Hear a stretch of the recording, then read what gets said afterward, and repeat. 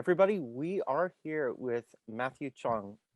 He is the cinematographer for You Won't Be Alone. It's a new movie that just came out, and I'm pretty crazy about it. Matthew, how are you? Good. Thank you very much for having me on, and of Um, course, supporting the film and oh, putting it's it out. yeah, it's as I said, it's a pretty remarkable movie. Can you Great. talk to me? Tell us about the film. Uh, I guess it's a film about witches in 1800s Macedonia. There's elements of its own kind of folklore, and it has some shape-shifting elements to it. It's really a film. I guess, yeah, we're making how would we describe it? Um, I guess, yeah, the title comes from Goran saying that, when you're at a certain time, you always keep telling yourself that you won't be alone, you won't be alone. And I guess he just made a kind of uh quite an extended piece on that. Yeah. And it's essentially a movie about a reclusive witch Hmm. who adopts a human daughter, and gives this daughter her powers, right? Hmm. And the daughter rebels and lives a shape-shifting life in 19th century Macedonia. Yeah. Uh, Yeah. and then the older witch learns something about healing, I suppose. Hmm. Uh, but I mean, there's so much going on, but it is such a quiet, um, simplistic story. But Hmm. I want to talk to you about the visual language because as the cinematographer, you're the one who visually interprets the Hmm. story, right? Yeah. Obviously working with Goran and Bethany Ryan, a production designer, and Christina Satan, the producer. Yeah, four of us. So, can you kind of explain the visual textures and tone of the film? So when the script first came to me, I was reading it, obviously thinking, oh wow, I've never really seen this before. I haven't really seen people behave in this kind of way before, and someone who's lived their life up until that point in a cave, isolated, with no idea about how to relate to people in society, and um, who can't talk as well.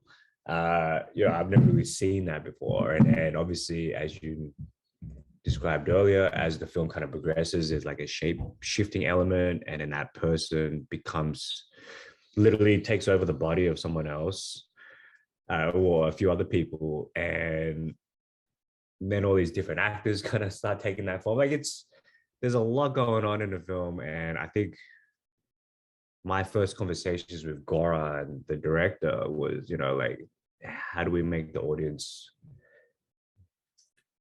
believe in his world, to be immersed in his world, and to be with our main character through her journey with all these different kind of scenarios. Like, how does an audience buy into this and to be involved in it emotionally? And we discussed, it's like, well, they have to believe in the performances. They have to believe in the how genuine these performances feel and how real the world feels with these people. So we, through that, we're like, well, okay, the acting, the actors and their performance takes priority, and whatever they need to do, then we kind of like help build on that, and that came from that more spontaneous improvisational handheld kind of like moment. It kind of extended from allowing actors to be able to discover the beats and the scenes within the film, and for the visual language to enhance that, to build on that, but also to not restrict the actors.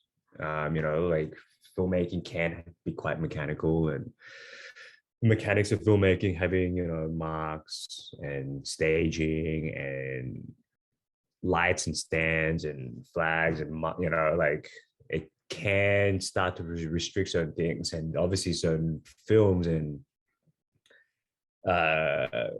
really benefit from that style. But for us, we felt that anything that could feel more alive to it is going to enhance this particular film and this world. And once again, the believability of it. Yeah. Okay, so Matthew, let's talk a bit about the style, because I found it interesting that you used a lot of handheld, and Yep. and that was, you know, it definitely captured the moment. But can you talk about the choices that you made, you know, with so much of the handheld and So I had seen Goran's short films before that he made, and one of them in particular, Would You Look at Her, which won Sundance. You know, it had a handheld aesthetic, but more longer lens, and the camera is just following, kind of more like a Dardenne Brothers kind of film. And then speaking with Goran, you know, I kind of knew that that was his kind of style. That's what felt right to him, because once again, it kind of like led itself to a more of a spontaneous kind of feel to it. And then obviously speak with Goran, he's like, yeah, I kind of like long lenses, and you know, and then I was like, oh, okay, like I wonder how that would look the entire film following someone handheld, and if that would be too shaky or too distracting. You know, we talked about maybe having like a gimbal of some sort. A Steadicam probably might not have worked because of the terrain. Like we were shooting on a village, like kind of like super steep. Like we were never on flat ground, even inside in the houses. Like, every room was on a different level, you know. So we were never on a flat ground, flat surface. So we were thinking maybe the gimbal might be doing, you know, might be helping with that. And then obviously knowing handheld could be quite a physical thing, I was looking at ways to stabilize the camera, or at least take the weight off. And, you know, then that was kind of like ideas that we were thinking of, because I knew Goran wanted to be quite in there with them. And then through pre-production, we started testing these different systems, like the gimbal, for example, and it just didn't have the same spontaneity or the precision of what it was handheld. Like a gimbal, you know, it's a device that tries to stabilize everything, and they're obviously really great. And we did use a gimbal for like a lot of the animal POVs, for example. But when it came to the performance and the people, and the actors, you know, like we were failing to kind of stay with their performance. So it wasn't, we didn't feel as precise. And then I, you know, at one point I got a little bit frustrated, and I was like, let me just try it handheld and let's see how that feels. And straight away we could feel the difference. You know, we're shooting on like a 40 mil or a 75 mil, shooting handheld, and I could be very, very precise with the movement and the composition as well, and placing them within a certain position within the frame while they're still performing and while we're still kind of moving around. And the thing is, you know, with that handheld style, I'm kind of lighting as well for the camera position of how I'm shooting them. You know, obviously their performance is most important. But the way I move with them and move around them, I might pivot to, depending on how that character's feeling in that particular moment. If I flare the lens, if I go a little bit closer, if I put them on the edge of frame or at the bottom of the frame, or there's all these kind of moments kind of like feel they're very spontaneous and they're in the moment. And sometimes Goran would direct actors. You know, it's like, walk over to that space over there and then play with that animal, or, you know, and then come back to you know, the grandma. And then, so he might direct these moments, and then he might, I mean, I could hear those directions and kind of like anticipate, but also he might tell me, oh, Matt, go a little bit closer, put him on the bottom frame, put him on the edge of frame. Mhm. Because, like with the framing of it, we shot in a way where we do often place the actor on the edge of frame or the bottom of frame, depending on how that person's feeling at that particular time, how that character's feeling. So everything is very subjective. And, once again, like we use a lot of long lenses. We're quite close to the actors because a lot of it's her internal feelings about what's going on, and obviously that's taken with the voiceover of how once again it's quite an abstract. Yeah, she's just kind of like talking. It's like almost like a stream of consciousness that's really quite abstract and quite poetic, but we kind of like approached the visuals in a very similar way to that. Mhm. Yeah, no question, you made the right choice. Because and it's interesting you bring out the difference between filming humans and being the animal POVs, Mhm. because you kept it very present and very real Mhm. when you're covering the main characters, the humans and stuff like that. But then when uh when the witch just kind of jumps into an animal's body, it's very swift. And Yeah. can you explain why you chose the I gimbal think for the animal because stuff?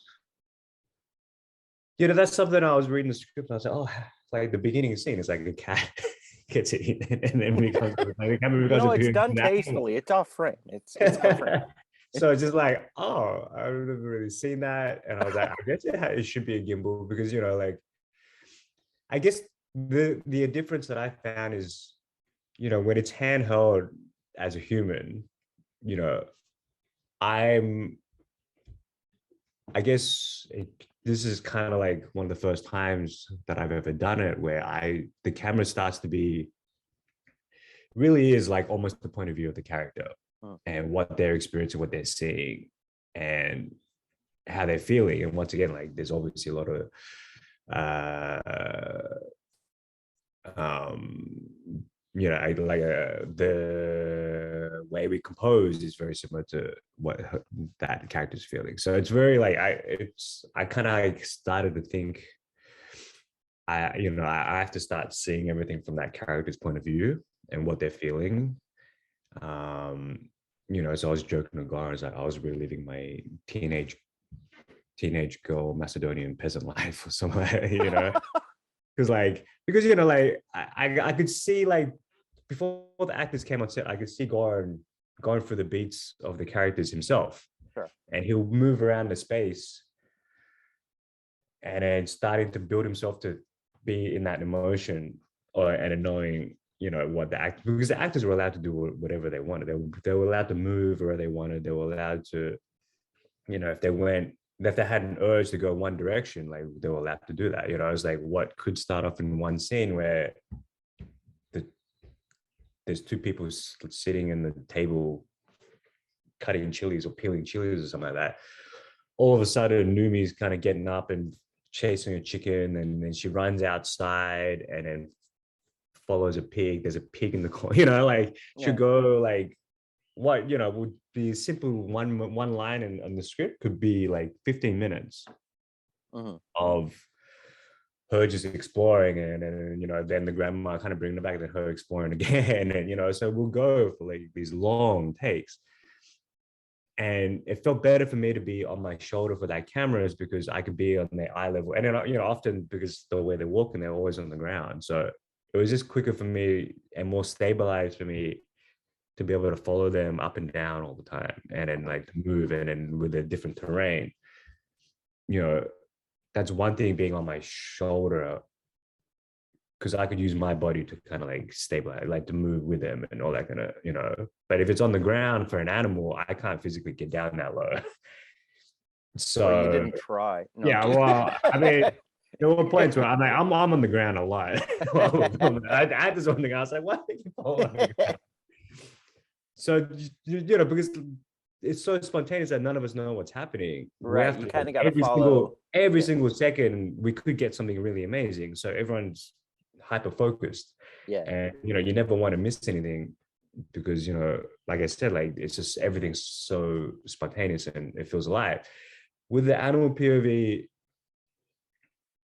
obviously they're super low to the ground, but it seems like a cat or a dog, everything kind of feels more stabilized for them anyway. So to be able to get the camera so low, to be able to move the way we can, Mm. yeah, I felt like the gimbal was better. And then, yeah, I don't know how we would have done it like handheld on that. Like, Well, I honestly yeah, think that with like the longer lenses that we have. yeah, I do think that that was also the right choice because it visually separated, uh, Mhm. humans between kind of jumping into an animal's body and kind of being the, you know, Yeah. the POV rider along, So Yeah. Yeah. it definitely worked. Yeah. Um, Okay. but another thing that I was dying to ask you about was the aspect ratio. Mm-hmm. Um, you Mm-hmm. keep it, almost 1:1. I mean, Yeah. Yeah. Yeah. it's very locked in. And why did you choose So that that's shape? that's something that Goran has shoots like a lot of his short films were 1:37 to Mm, 1, which is the standard like 4:3 ratio. And Goran really likes that because a lot of his films are just generally about people. So it's people's faces and being in there with someone's with the actor is kind of like what he's kind of really drawn towards. And this being his first film, he wasn't quite sure if they would allow him to make it in that ratio. mm, So he proposes like when we first had a meeting. I was like, "Hey, what do you think of like 1:4 ratio, which is just a little bit wider? It's kind of like used for IMAX a lot, mhm. because you have the big IMAX screen is more of a square screen, so it's just a little bit wider than that." And then he was like, um, what do you think of that ratio? And I do love that 1:37 ratio, and then the 1:4 is kind of the first time where I've kind of really shot with that. It is a little bit wider and kind of helped a little bit with the vistas and stuff, but really like Gar just wanted to be isolated with that character. And being in that ratio, it lends itself to a lot of different ideas in the composition. And I mentioned briefly before, it's like, Gar and myself and Sarah, one of the lead actors, Mm, Sarah she came early in the pre-production, mm, and it was a great help because like her and Goran would kind of go through ideas with performance and movement, and Sarah would sometimes come out with us to the location scouts. And I had this like little red Komodo that I would have. I was shooting a lot of that stuff to see what the lighting was in these spaces, and playing with that ratio and showing going with that ratio. And then then we started shooting, like either Sarah would come in and she would try a few things performance wise, and then I'll be filming it, and then Goran would be like, I kind of had this idea where I haven't quite used it before, but I have this idea of like maybe having a lot of space above or to the side, depending on how she's feeling. And then I was like, oh, okay, cool. So you want, let's try this. And then, initially I'll just have her in the center of frame. And then Garden's kind of like, oh no, put her like, give us more headroom, more headroom. So I'm kind of like cutting her off like this a lot of the time. And I'm like, really? Like, really? Because, it goes against your nature of how to compose or right, right, right. traditionally how to compose. And then I started editing some of the footage together on my own and just putting a series of shots. And then I was like, oh wow, as a series of images, when you put in that occasionally, like, oh, it makes you feel something. Mm, Like I guess, the weight of everything and then her feeling small is kind of what Gone was kind of obviously pushing for. um and then, yeah, seeing it kind of like piece together, you're like, oh, okay, like this does make sense, like it gives you a certain feeling. to Yeah. be involved with what she's feeling. And then the way obviously it's edited in the film is like a perfect example of, why we're doing that. And that's the thing with Gar, is like he has certain feelings about certain things, and it's all very based on his instincts. So sometimes, like I said, we're filming and during the take, he might go, Matt, give me more headroom, give me more headroom, or to put on edge of frame. So sometimes we'll like have her like right on edge of frame, like, and we're cutting her off like half a face off. And then, as you kind of like notice with the performance, like she's always kind of constantly trying to hide. Yeah, because But she feels she's always putting alien. her hand up, and then so it's an extension of that. Like she's almost trying to hide from the frame, almost.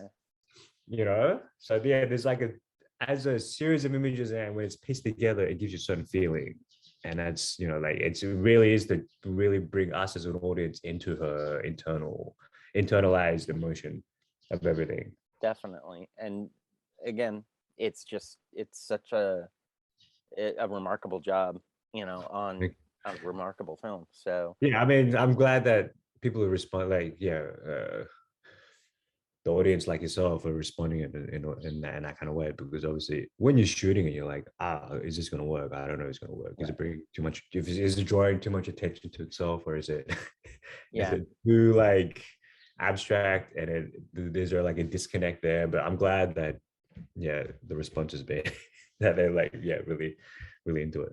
Yeah, it I feel involved into the film, and most definitely it works. great. And it's so difficult artistically to take those risks, Hmm. because you're like, am I doing this right? Are people Yeah. gonna get it? Am I gonna be booed at Cannes? But um, but no, in this case, it works. You guys did really good work. Thank you. And the performances, the directing, the cinematography, kind of all just comes together to make that illusion of this one character jumping from actor to actor just so It's really great to convincing. hear. Yeah, it's So really great to hear. yeah, definitely, you did fine. Oh, thank You did just fine. yeah, I uh, mean that's one of the things. Yeah, it's like there were points where Gordon and I were like, oh, maybe we should like stage something with the gimbal, and then we're following some people, and it felt almost too design and too stage, and we're like, we kind of looked at each other and like, it kind of feels a bit too like, I wouldn't say too cinematic, but too much like what we're seeing quite often in films. yeah. And for this particular film, I think, if we catch you in a way that is a bit more visceral, then I think you'll be more into it. Yeah, well, you did it, and you made the right choices. So yeah, I mean, I could go on for another hour about some of the things that you guys pulled off in that movie, but I'm gonna Thank have you. to leave it at this. Thank you. But suffice it to say that it's a great film, and everybody needs to see it because it does something pretty unique. And Matthew's work here contributes greatly to that. So, You Won't Be Alone is out now from Focus Features, and Matthew, it was an absolute pleasure to talk to you. And please come back again, and I could go on about this. So No, thank you very much for having me on, and obviously thank you for your support for the film. And hopefully hopefully yeah, people enjoy it and find something from it and take something from it. yeah, it's great. Anyway, Cool. Matthew, thank you again. Have a great one. Thank you very much, Norman. Thank All you. right, adios.